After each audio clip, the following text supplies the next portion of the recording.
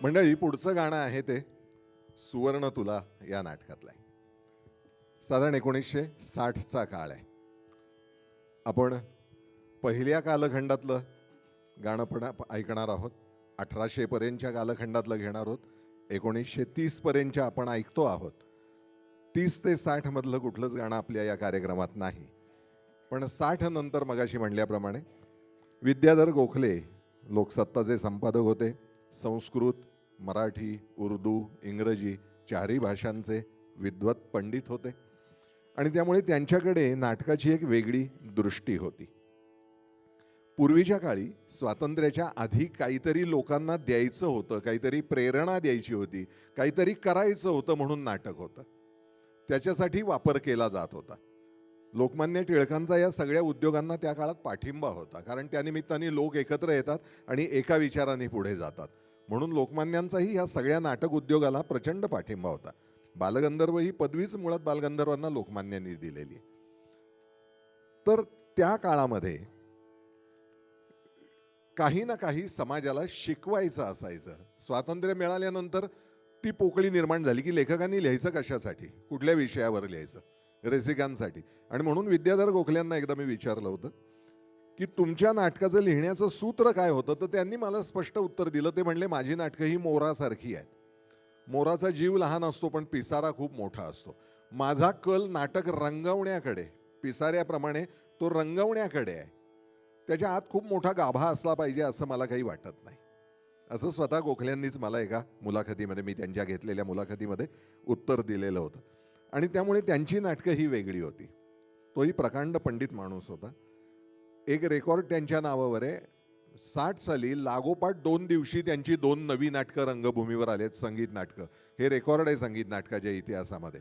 आदल्या दिवशी ललित कला दर्शनी पंडितराज जगन्नाथ हे नाटक रंगभूमीवरती आणलं. तर दुसऱ्या दिवशी मराठी रंगभूमीचं सुवर्ण तुला हे नाटक त्याच्यात दुसऱ्याच दिवशी रंगभूमीवर आलं. पहिल्याला, दुसऱ्या नाटकाला सुवर्ण तुलाला संगीतकार म्हणून छोटा गंधर्व होते. तो किस्सा सांगतो आणि पुढे जातो. छोटा गंधर्व तसे लहरी होते स्वभावाने आणि ते सगळ्यांना माहीत होतं. गोखले अण्णा घरी सांगून बाहेर पडले की या नाटकाला दादांकडनं म्हणजे छोटा गंधर्वांकडनं चाली घेऊन येतो, मगच पुण्यात येईन, मुंबईत परत घरी येईन. तुम्ही मला विचारू नका किती दिवस लागतील, तेवढे दिवस मी त्यांच्यापाशी बसणार आहे. म्हणून ते इथे आले पुण्याला आणि 48 तासात घरी गेले. तेव्हा घरच्यांनी म्हणले, का दादांनी चाली दिल्या नाहीत का? नाही, ते म्हणले सर्वच्या सर्व गाण्यांना 2 दिवसात चाली दिल्या त्यांनी. ही ताकद होती, ही छोटा गंधर्वांची ताकद होती. त्यातलंच एक पद आता त्या सादर करणार आहे, जयश्री आपल्या समोर सादर करणार आहेत. कोण ही सुंदरा यदुवरा. गोखल्यांचे शब्द समजायला सोपे, तुमची आमची रोजची भाषा. खाडीलकरांच्या शब्दाची गंमत पुढच्या खाडीलकरांच्या गाण्याच्या वेळी सांगीन.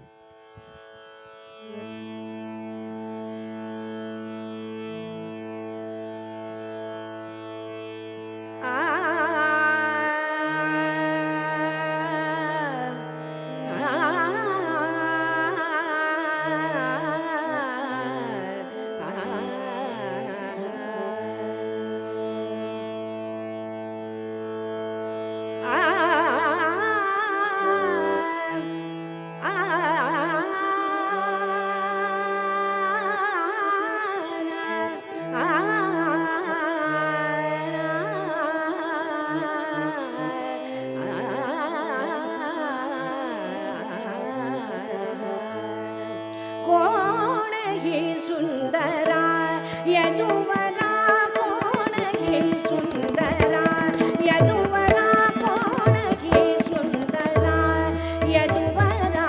ललित गुण मंजिरी मंजिरी, ललित गुण मंजिरी मंजिरी, ललित गुण मंजिरी, ललित गुण मंजिरी मंजिरी, ललित गुण मंजिरी मंजिरी, ललित गुण मंजिरी. रसमय मधुर कोण ही सुंदरा यदुवरा, कोण ही सुंदरा.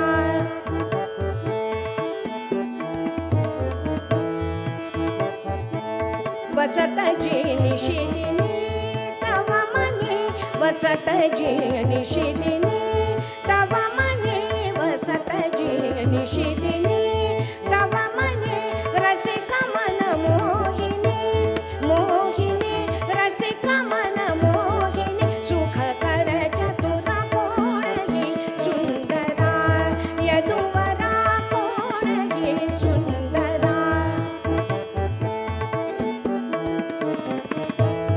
यदुवरा कोणगी सुंदरा यदुवरा कोणगी सुंदरा यदुवरा कोणगी सुंदरा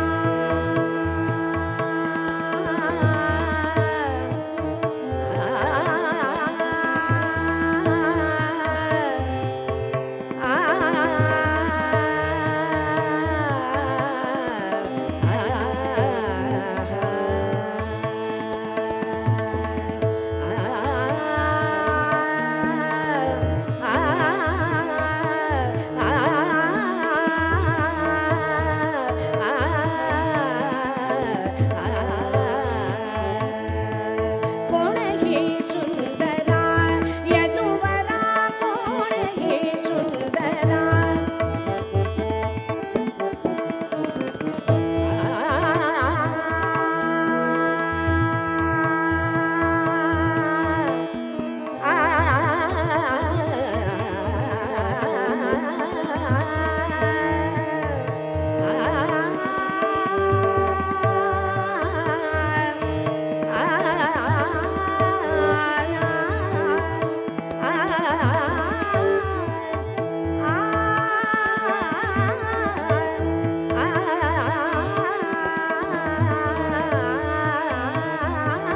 कोणगी सुंदरा यदुवरा कोणगी सुंदरा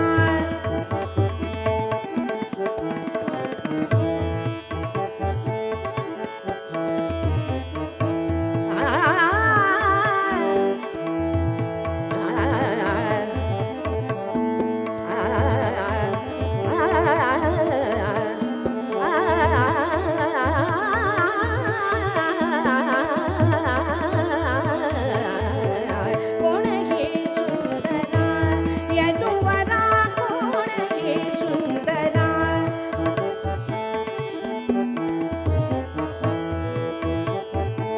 वसतजी निशिदिनी तव मनी वसतजी निशिदिनी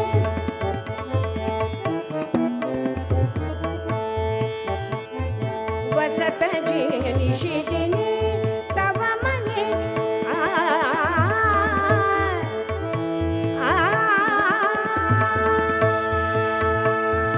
वसतजी निशिदिनी वसतजी निशिदिनी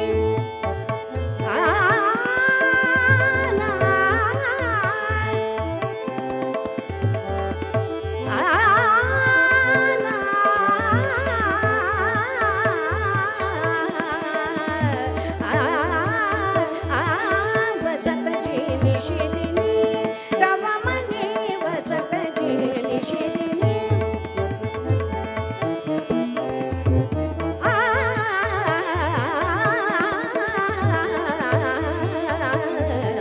वसतजी निशिदिनी तव मने वसतजी निशिदिनी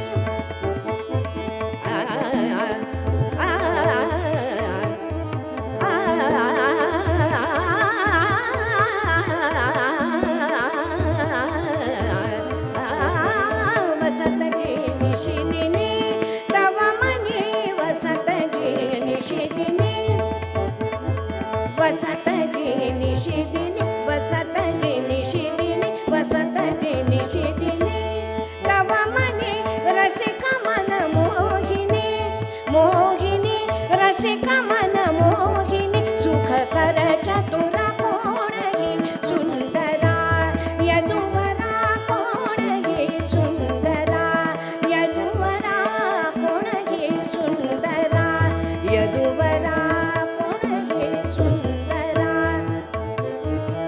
कोणगी सुंदरा यदुवरा कोणगी सुंदरा यदुवरा कोणगी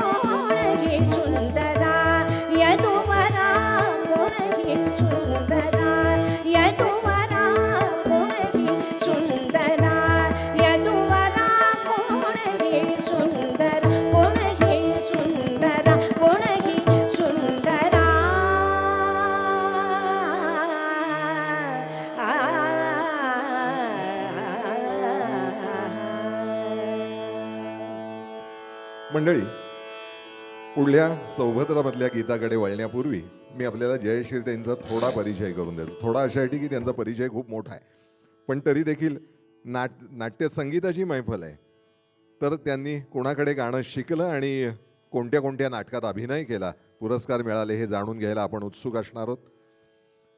त्यांनी 1962-63 सालापासूनच गाणं शिकायला सुरुवात केली, ती प्रभाकर बुवा शेंडे यांच्याकडे. त्यानंतर मुकुंदराव गोखले, विष्णुपंत वष्ट, यशवंत बुवा मराठे, मधुकर खाडीलकर आणि आधी सांगितल्याप्रमाणे स्वरराज छोटा गंधर्व एवढ्या गुरूंचं त्यांना मार्गदर्शन आणि शिक्षण त्यांना लाभलेलं आहे.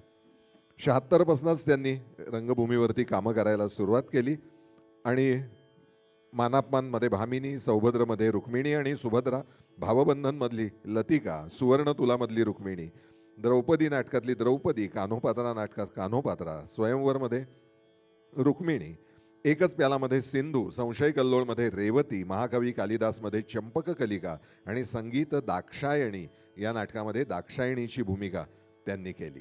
अशा जवळजवळ 11 नाटकांमधनं मुख्य भूमिका त्यांनी केलेल्या आहेत.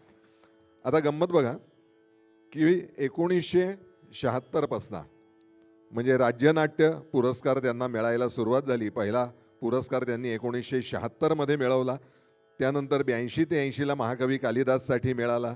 त्यानंतर द्रौपदीसाठी 95-96 मध्ये मिळाला. 96-97 मध्ये कान्होपात्रेच्या भूमिकेसाठी त्यांना पुरस्कार मिळाला. हे सगळे महाराष्ट्र शासनाचे सर्वोत्कृष्ट गायनासाठीचे पुरस्कार आहेत. पण गंमत म्हणजे त्यांनी संगीत दिग्दर्शन केलेल्या हारजीत या नाटकाला सुद्धा त्यांना संगीतकार म्हणून पहिला पुरस्कार मिळालेला आहे. असं एक वेगळं व्यक्तिमत्व. मी म्हणून जयश्रीताईंना नेहमी म्हणतो, तुमचं वय 47 आहे. अशासाठी की त्यांना पहिला पुरस्कार मिळाला आणि आत्ताचा लेटेस्टचा पुरस्कार आहे तो बालगंधर्व रसिक मंडळातर्फे दिला जाणारा 2023 सालचा पुरस्कार. म्हणजे 47 वर्ष त्या फक्त पुरस्कार घेत आहेत. मग तुमचं वय किती? तर 47 असं मी त्यांना गमतीने म्हणतो. आणि मी तुम्हाला म्हणलं तसं की त्यांचं गाणं वयातीत आहे. जे गाणं तुम्ही ऐकताय या वयाच्या बाकीच्या गायिकांना हे गाणं या ताकदीने गाणं शक्य नाही आहे. इतकं त्यांनी वयातीत त्यांचं गाणं आहे. म्हणून आपल्याला कौतुक आहे. त्यांचा बाकीचा परिचय मी नंतर करून देईन. पण डावी बाजू गायकाची ही नेहमीच मेलडीची असते. उत्तमरित्या ऑर्गनची साथ म्हणजे अगदी चिकटून लकटून जाणं, ज्याला स्वराला स्वर म्हणतात, असे आमचे संजय गोगटे. संजय गोगटे यांनी सुद्धा अनेक पुरस्कार आणि अनेक सत्कार त्यांचे जीवनामध्ये झालेले आहेत. आणि सगळ्यात महत्त्वाचं म्हणजे संगीत नाटकांना ऑर्गन असेल तरच मजा येते.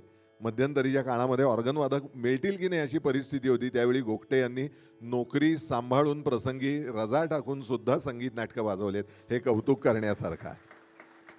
विद्यानंद देशपांडे हे सुद्धा नोकरी करतात, पण संगीतासाठी त्यांनी आयुष्य वाहून घेतलेलं आहे. भारत गायन समाजाचे ते पदाधिकारी आहेत किंवा होते, यापूर्वी सेक्रेटरी देखील होते. आणि अनेक मैफलींना म्हणजे कित्येक गायक नट सांगतात आम्हाला की मी नाटकात हवं असेल तर जरा विद्यानंद बघा, म्हणजे त्याची तारीख मोकळी आहे ना बघा. कारण कुठेही मला किती येतं हे न दाखवता गाण्याला काय हवं हे समजून वाजवणं हे खूप अवघड असतं आणि ते त्याला उत्तम जमलेलं आहे. या दोघांची कलाद्वयी म्हणून नाट्यसंस्था आहे, त्याच्या वतीने ते संगीत नाटकाची निर्मिती करतात. हा आणखीनच अवघड गोष्ट आहे ही. खरं तर नाट्य निर्मिती ही मुळात अवघड. त्यासाठी अमाप खर्च लागतो, खूप वेळ खर्च करायला लागतो आणि संगीत नाटक करणं हा थँकलेस जॉब असतो. ते हे दोघंही निष्ठेनी करतायत. त्यामुळे या दोघांचं कौतुक बाकीच्यापेक्षा संगीत नाटकं निर्माण करतायत म्हणून झालं पाहिजे. इतकं चांगले हे दोघं जण माझे आमचे साथीदार आहेत. माझं नाव रवींद्र खरे. मी भरतनाट्य मंदिर या संस्थेचा विश्वस्त आहे. आमचे कार्याध्यक्ष भरतचे अभय जबडे जे या ठिकाणी उपस्थित आहेत, तेही या ठिकाणी उपस्थित आहेत संगीत नाटकासाठी. आणि त्यांचं वेगळं वैशिष्ट्य की स्वरराज छोटा गंधर्वांनी आयुष्यात पहिलं रंगभूमीवर पाऊल ठेवलं ते त्यांच्या थिएटरमध्ये, विजयानंद टॉकीजमध्ये. आणि म्हणून छोटा गंधर्व नेहमी म्हणायचे की विजय आणि आनंद मला एकाच वेळी प्राप्त झाला. तो विजयानंदमुळे ते संगीत नाटकाचे चाहते ते आलेत. दुसरी गोष्ट, कालिदास हे नाटक राज्यनाट्य स्पर्धेत ज्यांनी वाजवलं ते माधव मोडक या ठिकाणी, आकाशवाणीचे तबलजी, तेही या ठिकाणी उपस्थित आहेत. त्याचाही आम्हाला विशेष आनंद होतो आहे. आणि मी निवेदक आहे हे तुम्हाला माहीत आहे आणि मी बडबडण्याचं फक्त काम करू शकतो. ते मी बोलतो आहे, तुमच्याशी संवाद साधतो आहे. पुढच्या धन्यवाद. तेच प्रेक्षकांना जागेवर खिळवून ठेवतायत छान मस्त बोलून.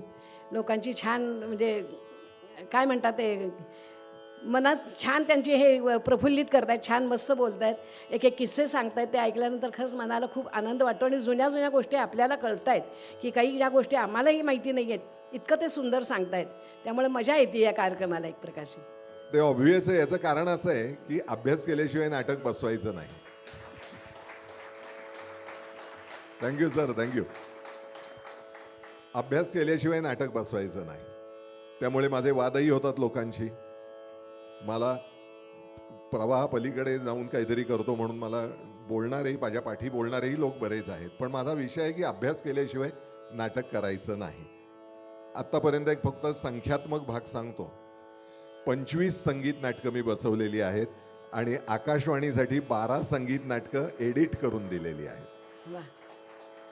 त्यामुळे तो अनुभव जमेला धरता हे इतपत मला बोलणं आलं पाहिजे. आणि सुजित, सॉरी, तुझं नाव न सांगितल्यानं तू त्यांचा माईक बंद ठेवला होतास, माझ्या लक्षात आहे. पण सुजित खांबे उत्तम साऊंड इंजिनियर आहे. या अशा हॉलमध्ये साऊंड कंट्रोल करणं खूप अवघड असतं आणि आज त्याला तसं काम नाही. एकदा सेट करून ठेवल्यावरती ठेवून द्यायचंय. बाकीच्या गाण्याच्या कार्यक्रमात माझ्या तो नेहमी असतो. ज्या ठिकाणी भावगीतं असतात तिथे 50 वेळा खुंट्या पिळायला लागतात त्याला एका गाण्यामध्ये. आज ते काही करायला लागत नाही. So he is happy and we are also happy. Thank you. पुढच्या गाण्याकडे बोलूया. सौभद्र नाटकाचा किस्सा सांगतो. 31 ऑक्टोबर 1880ला पुण्यातल्या भांग्या मारुतीच्या समोरच्या बोळामध्ये असलेल्या आनंदोद्भव नाट्यगृहात त्याचा पहिला प्रयोग झाला. त्या काळात असं काही बांधीव नव्हतं, करमणुकीचं दुसरं साधनही नव्हतं. नाटकाला सुरुवात झाली आणि नाटक पहाटेची वेळ झाली. त्यावेळी आता नाटक थांबवूया असं ठरलं. नाटक संपलं नाही बरं का, नाटक आता थांबवूया असं झालं. त्यावेळी नाटकाचे फक्त 4 अंक झालेले होते आणि साधारण 200 सव्वा 200 गाणी म्हणून झालेली होती. पण त्या नाटकाची गोडी आणि गंमत, रसिकता इतकी होती की त्या काळामध्ये पुण्याचा जो ब्रिटिश गव्हर्नर होता तो रोज तालमींना सुद्धा येऊन बसायचा हो. इतका तो वेडा झाला होता अण्णासाहेबांच्या नाटकाच्या. आणि तो त्या प्रयोगालाही आला. तो प्रत्येक प्रयोग तो पाहायचा. ब्रिटिश माणूस, संगीत नाटकातलं फारसं काही कळत नव्हतं, पण त्याला ते गाणं, ती परिभाषा, ते भाषेचं वजन, तो नाटकातला सगळा डौल, हे सगळं त्याला इतकं आवडायचं की तो तिथे येऊन बसायचा. अशी ही आपली जगभर म्हणजे ज्याला भाषा कळत नाही त्यालाही खेळवून ठेवणारी अशी ही आपली संगीत नाटकाची कला. त्यातलं पहिलं सौभद्रमधलं अतिशय गाजलेलं नाट्यपद आता जयश्रीताई सादर करतायत. पुष्पपराग सुगंधित. तसं हे पद फार प्रसिद्ध नाही आहे, परंतु लोकांसमोर नुसतं एकदा माहिती व्हावं लोकांना की कशी गाणी प्रसिद्ध, म्हणजे ही कुणी कुणी गायली. हिराबाईंनी गायलेलं आहे, हिराबाई बडोदेकरांनी गायलेलं आहे, माणिकताईंनी गायलेलं आहे, कीर्तिताईंनी गायलेलं आहे. अशी ही जी पदं आहेत ही फार अननोन पदं आहेत. मी त्याची एक झलक तुम्हाला दाखवणार आहे की हे माहिती असं पद, परंतु अतिशय सुंदर गोड असं हे पद आहे. ते मी आपल्याला ऐकवते. हां, टप्प्याच्या थोडंसं टप्प्याच्या अंगाने हे गाणं आहे. म्हणजे नेहमीसारखं नाही आहे, हे जरा वेगळं आहे, पण खूप छान आहे. ऐका जरा.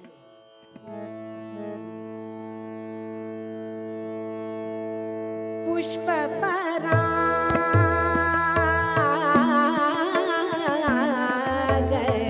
सुगंधित शीतल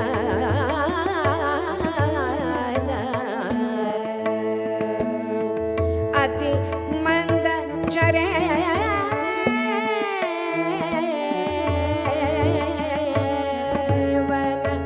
वायु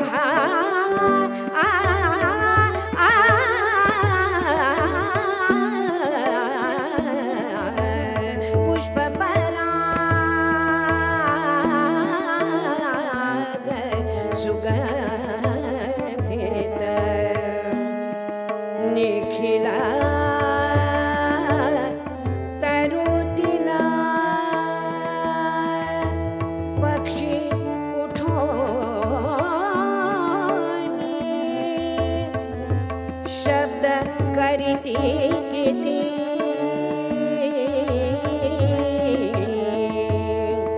शब्द करीती किती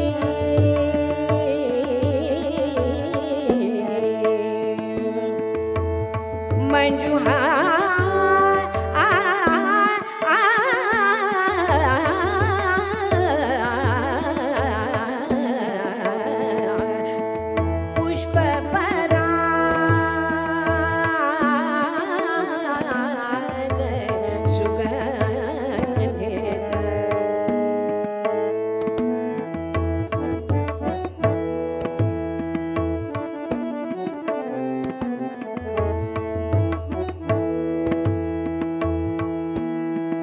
निबिड कुंजमुखी निबिड कुंजमुखी आ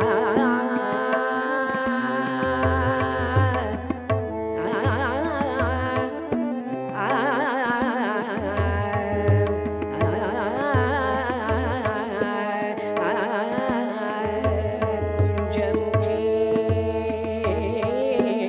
निबिड कुंजमुखी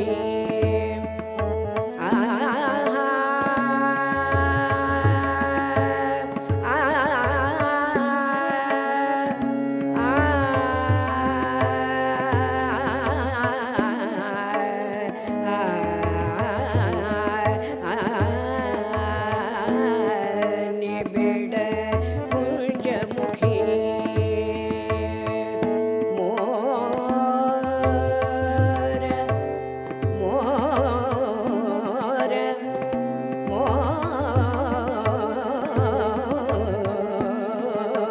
मोर मोर मयूरी मयूरी मयूरी मयूरी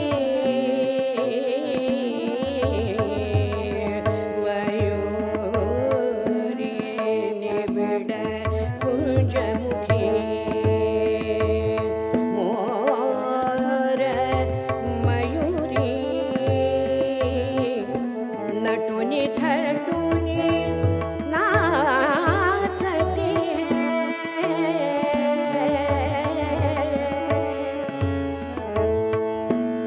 हरिणा उड़ती बहु शशक धावती है गिरिवर डोलता गिरिवर डोलता